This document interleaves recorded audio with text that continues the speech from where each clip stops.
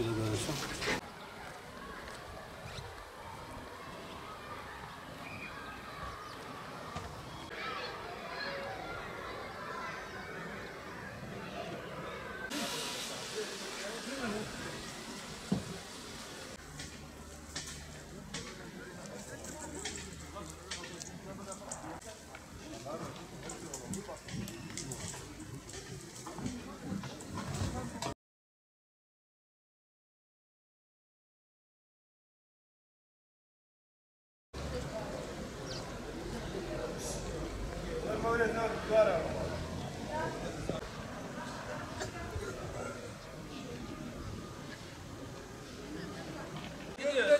Çekerseniz çalışmayız yani.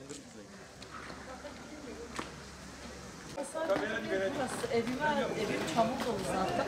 Nasıl varsa domates var. Gelip çekiyorlar, bakıyorlar, gidiyorlar. Kimse yardım etmiyor.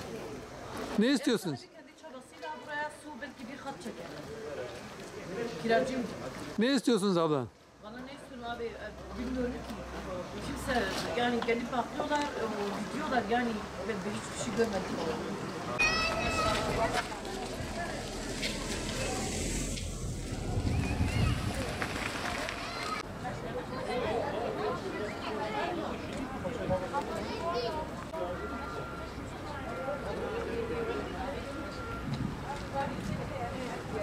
Bismillahirrahmanirrahim. Batman Umut Kervanı olarak maalesef memleketimizde yaşanan selden dolayı mağdur olmuş ailelerimize bir nebze de olsa bir yardım edebilmek için burada görmüş olduğunuz yerde hem aşevi hem de giyim eşyası ilk etapta kurduk. Seyitler Mahallesi'nde yaşanan olay gerçekten büyük bir afet.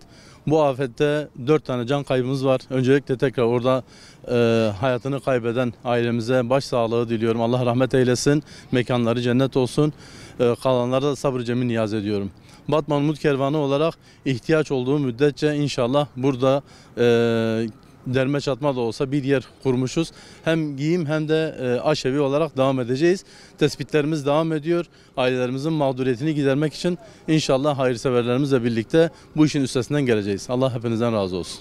Hayırseverlerimize çağrımız zaten malumunuz ülkenin dört bir yanında ve özellikle de Batman'da sel mağduriyeti yaşandı. Bu mağduriyette ailelerimize yardım elini uzatsınlar.